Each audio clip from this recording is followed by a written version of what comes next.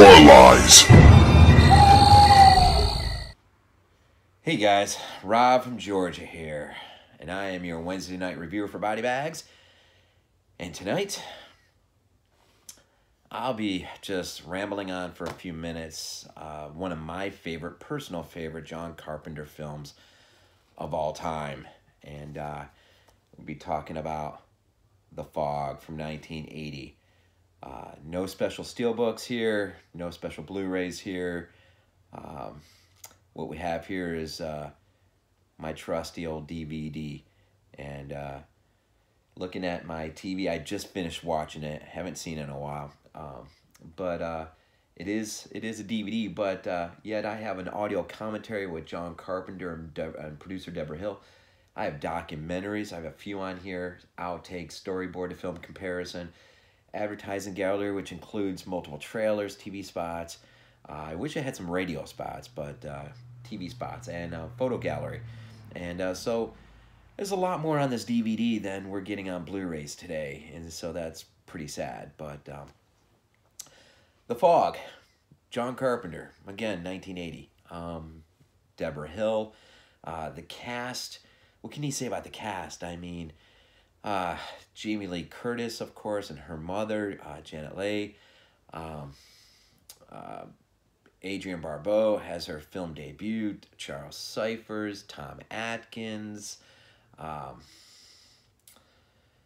course, I'm not remembering her name, but the one who plays Annie in Halloween. I'm sure I just said Charles Cyphers, but, you know, Sheriff Brackett from Halloween. Hal Holbrook is in this thing. I mean, he's freaking awesome. And as the father of the community, the priest. John Carpenter has a cameo.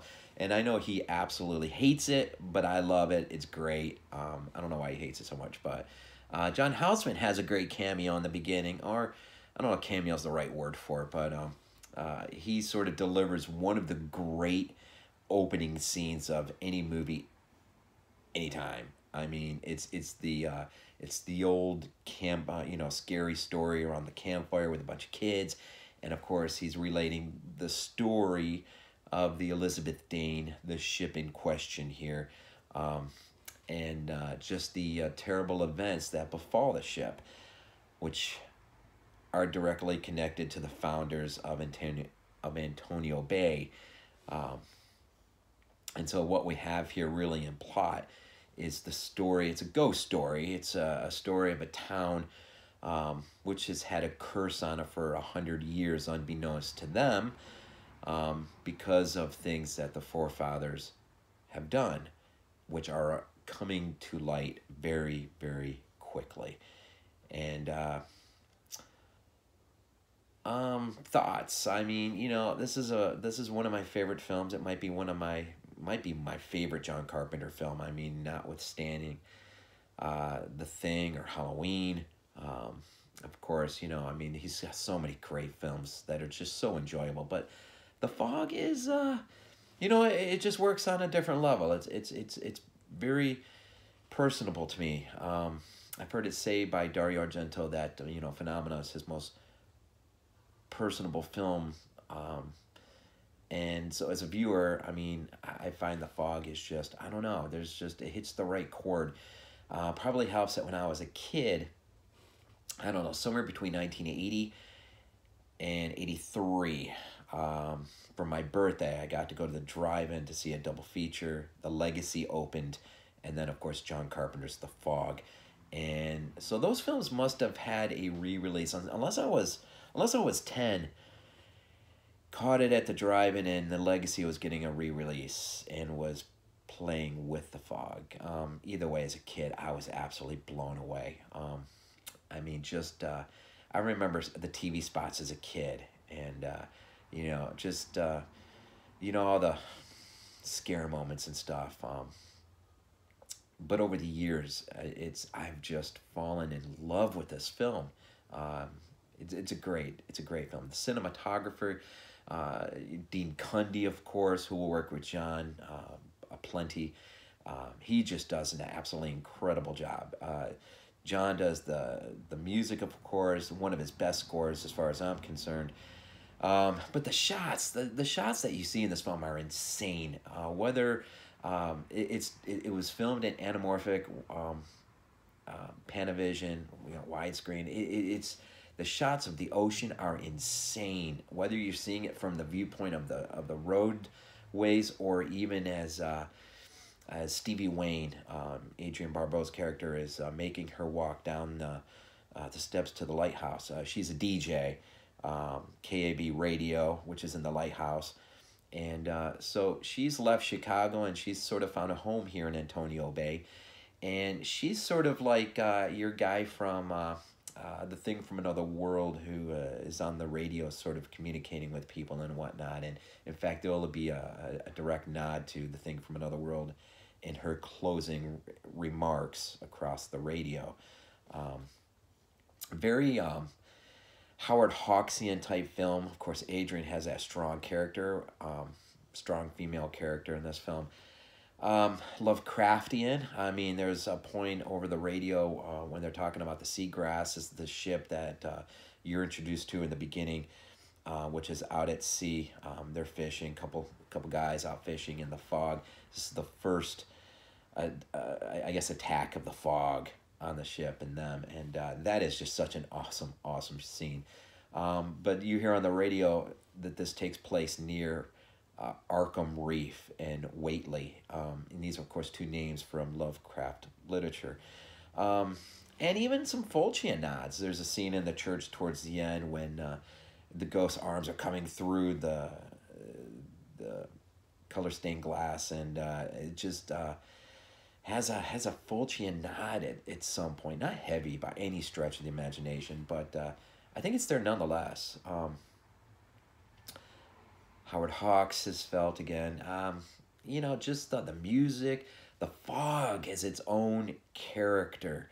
Boy, it's insane. I was thinking about this tonight when I was rewatching it, and that was just something in the remake, which is just absolutely, I'm just sorry. I probably shouldn't say this without backing up my own statement, but the remake is not good at all. And one of the things it falls short on is the fog.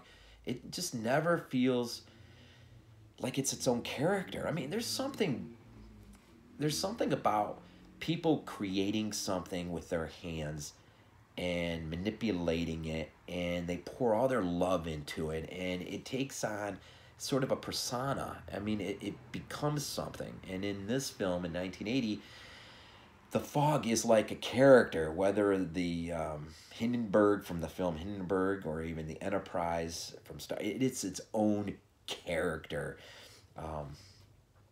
which is really cool. Hale Holbrook as the father of the community, the priest. I really like his character. I really like it a lot.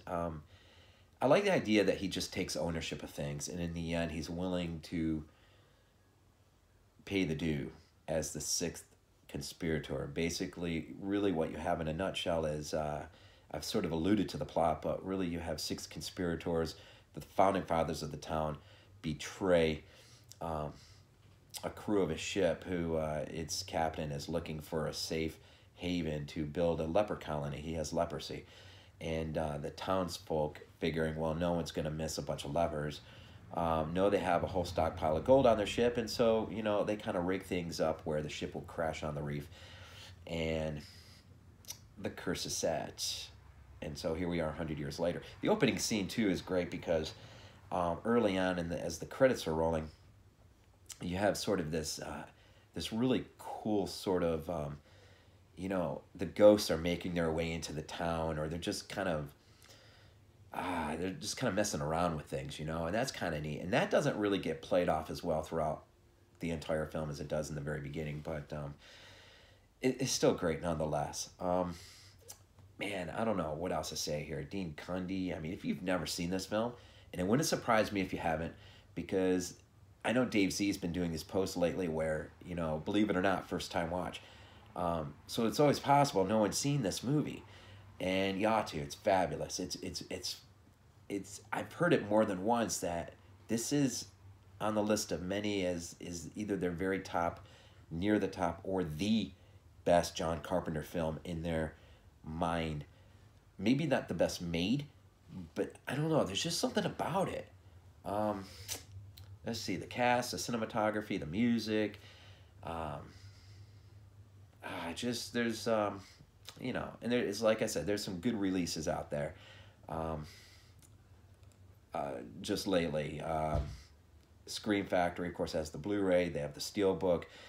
Studio Canal has the UK edition that's recently come out.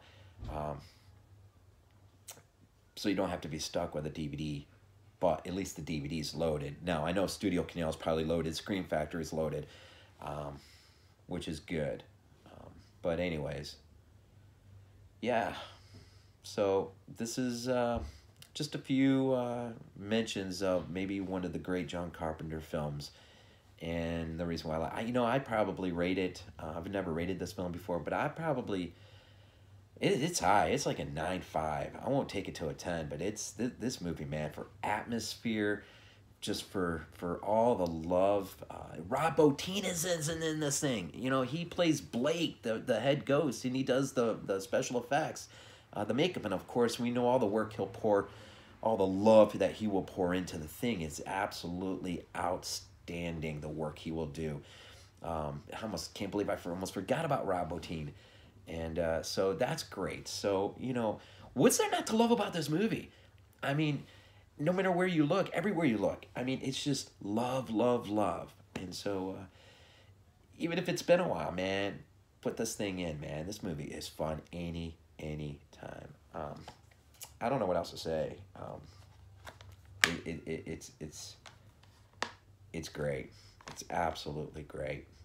So, this is VHS82 apostrophe coming at you this week with just a classic, an absolute classic from John Carpenter. Maybe my favorite film of his. Most enjoyable, at least. And so this is your Wednesday midweek review, and I thank you for tuning in, and appreciate it. And we will see you next week with Theme Week, the best release of 2018. And as this film is 1980, my film next week will be 1980. So we'll leave you with that. And as always, go Bills.